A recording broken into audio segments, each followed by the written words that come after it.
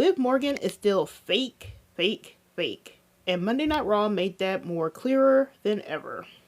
Tonight was all about Raquel stepping out on her own. And Liv Morgan slowly, quietly, is not liking that one bit. Liv does not like Raquel going after Stephanie Vaquer's women's world title. She smiles, she claps, she's saying all the right things, but her body language, the vibes, the drop smile when Raquel turned her back, it's obvious she's not liking it. Dominic was happy for Raquel. Liv, not so much. Slipping, folks. And so, welcome.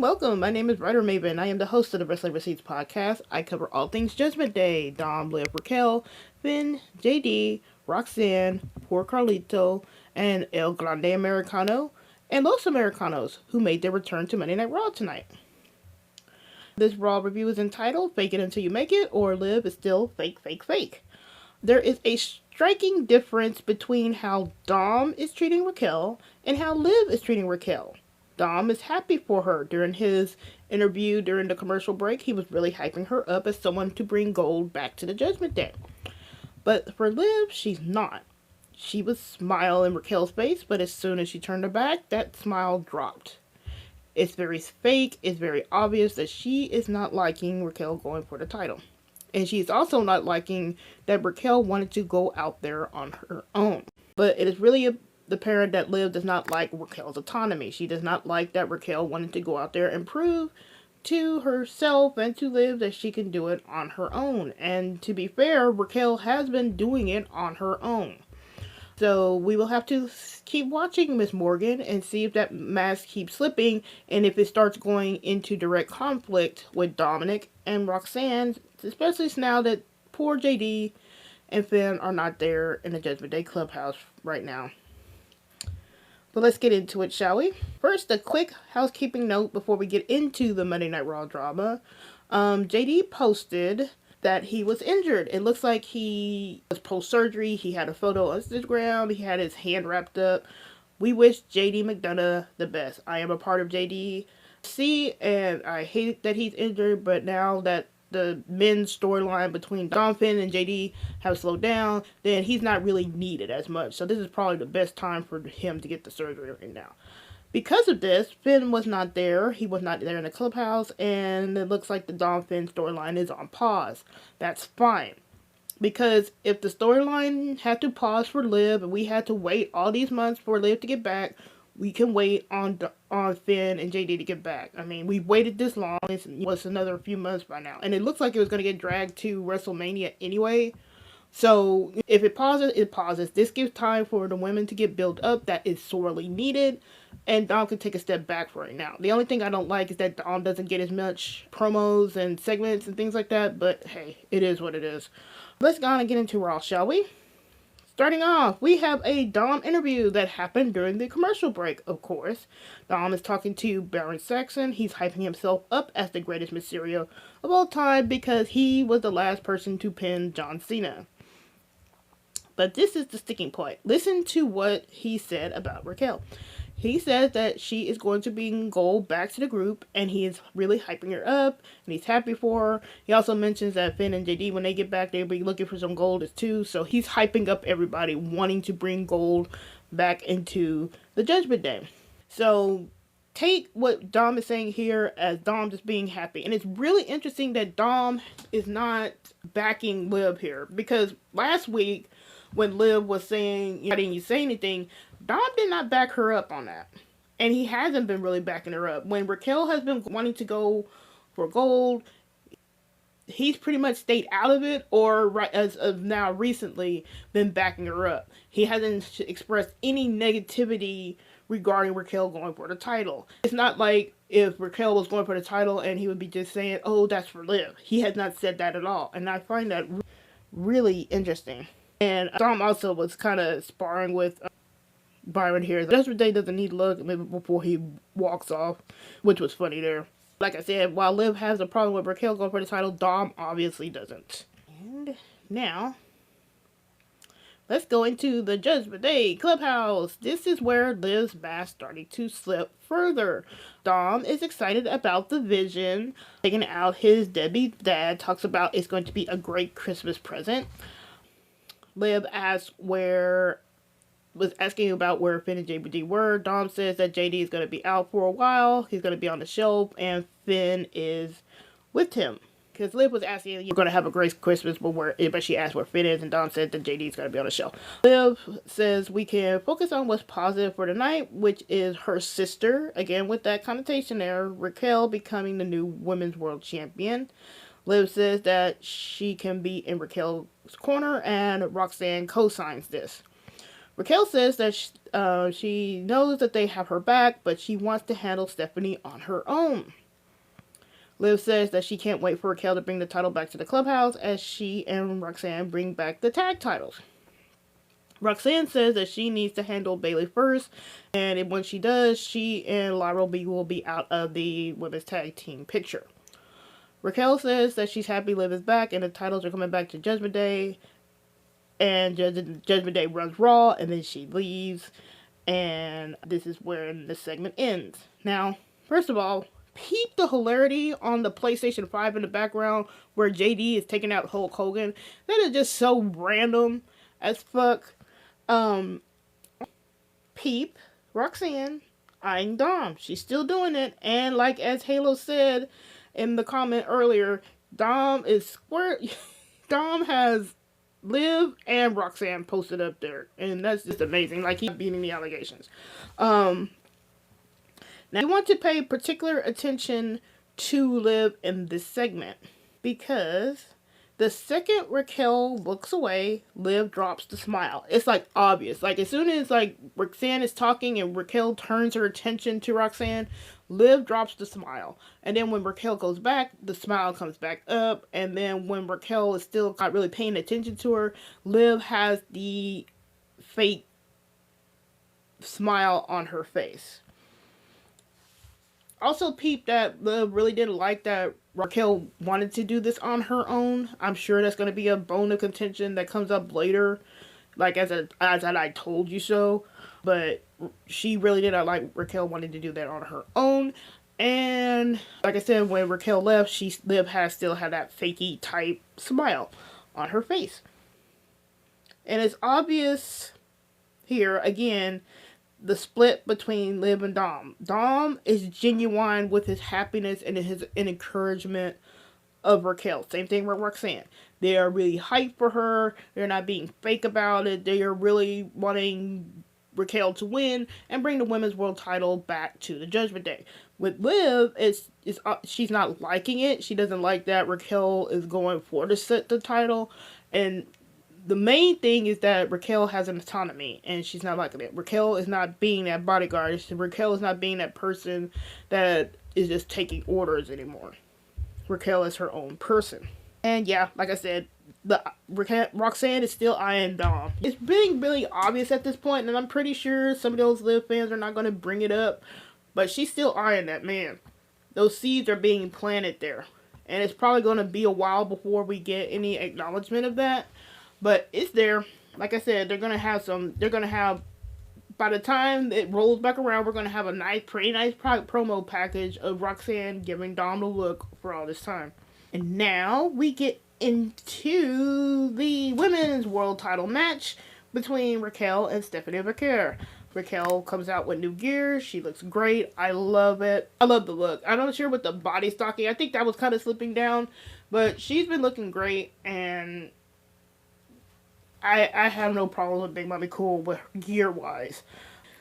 Stephanie was out first, which was interesting, but they went and started having their match. Raquel proceeds to show off all her power moves. She could just catch Stephanie, hoist her up into like stalling vertical suplex, and pretty much slam her down onto her stomach. She's been doing those power moves. I love her. The match did not get out of first gear, but I'm thinking they're saving what they want to do in the match for the next iteration of the match, which I think is going to be the triple threat match, which I'm going to get into later. But I think they're not showing all what they can do at this particular moment. I think they're holding back. So it shows in the match where it was decent, but Raquel was able to still do her power moves and stuff like that. And if it had not been for Nikki, who shows up towards the end to take out Stephanie and Raquel, then we might not known if Raquel would have won this match or not. But so towards the end, when both Raquel and Stephanie were on their side, Nikki comes through the crowd, attacks Stephanie, attacks Raquel, and then she throws Stephanie back into the ring and hits the Racket Pack 2.0 to make a statement. And then later, in an interview backstage with Jackie Redmond, Nikki is all in her feelings, saying that she's a legend, she should be treated like one, and that Stephanie and Raquel should be shining her boots. And that was that. I do think we are heading to a triple threat match between Stephanie, Raquel, and Nikki. And I think this is how they get the title off of Stephanie. Stephanie will lose by Raquel pinning Nikki. Nikki's going to take that pin. I don't think Liv is going to get in there yet. Liv, I think, is going to be in there for the Royal Rumble or Elimination Chamber. So if she's not getting Royal Rumble, she'll get the Elimination Chamber, probably. So we'll have that showdown. So it'll be Raquel wins the title at some point in the future. Liv will win Royal Rumble or Elimination Chamber, and then Liv will choose Raquel as her opponent for the title. Like I said, with Nikki's interference, I do think this is going to be a bone of contention in the future where Liv can be able to say, I told you so, you needed me, yada, and that's probably going to cause even more tension between Liv and Raquel, because Raquel can fire back and say, hey, I had it on my own until it's not. She could even just say, like, I was handling it.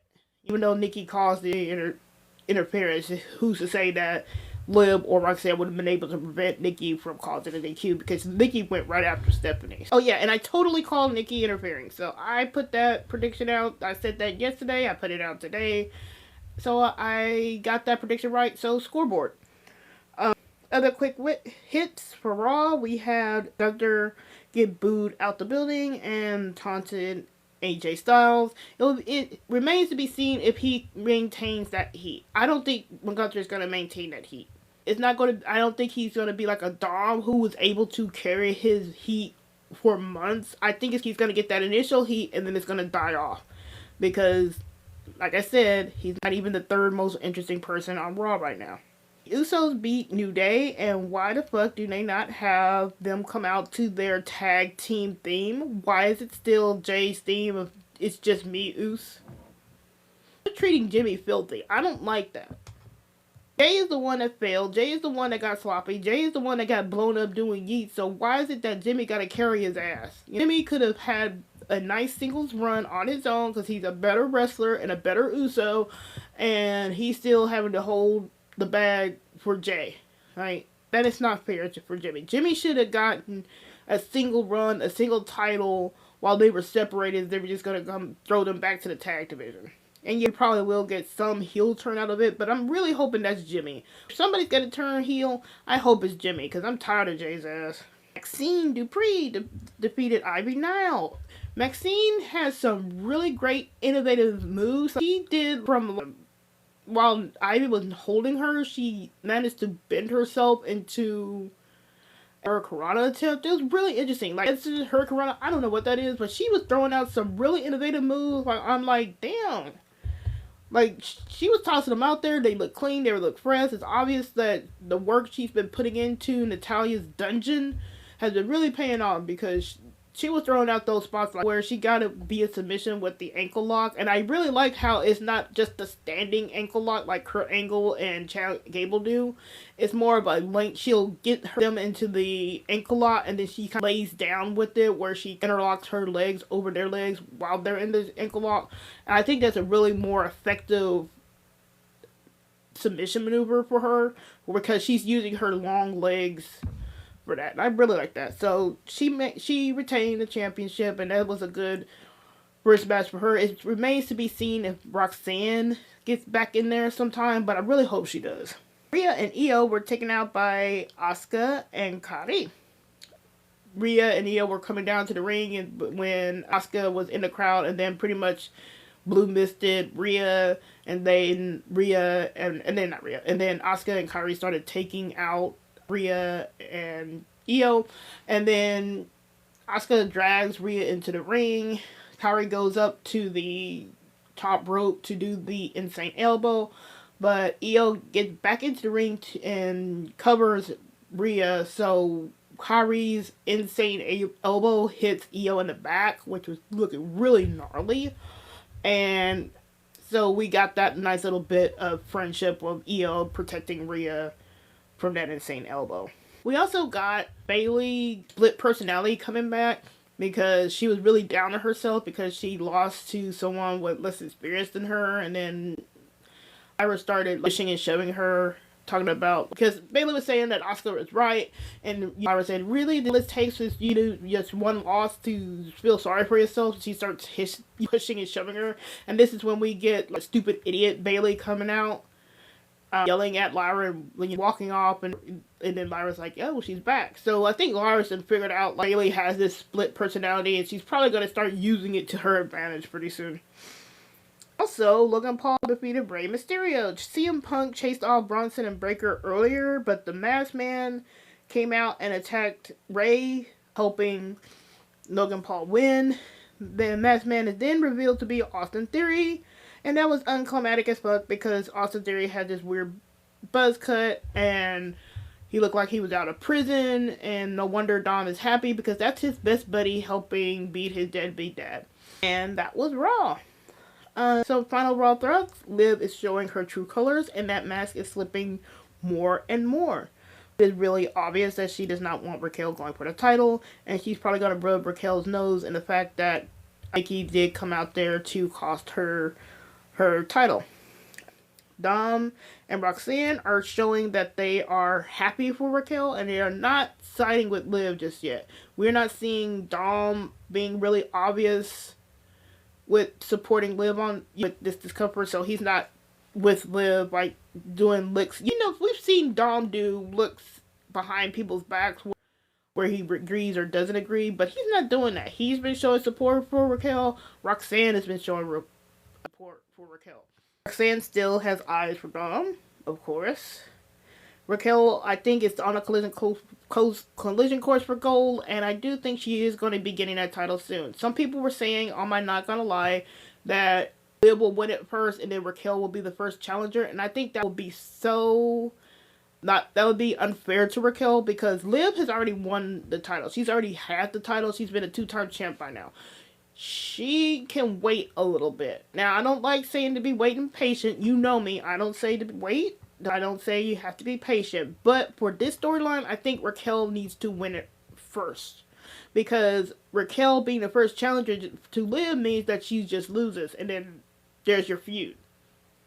Meanwhile, while Raquel wins it first, and she wins it early enough, like, and it's coming up to year 2026, so by the time they head to WrestleMania, which I do think that's where they're going to have said match, then you would have built up the feud by this point. Now, I don't put a lot of faith in Triple H, but at least that gives them enough time to set up that feud between Raquel and Liv. Liv just winning it now does nothing for Raquel's story and Raquel's history with Liv. And because of that, and like I said, Liv is still not going to have a problem with Raquel trying to go for the gold. And it remains to be seen if Logan Paul is next in line for Dominic's championship. And it'll be interesting if he starts trying to play for the Intercontinental Championship.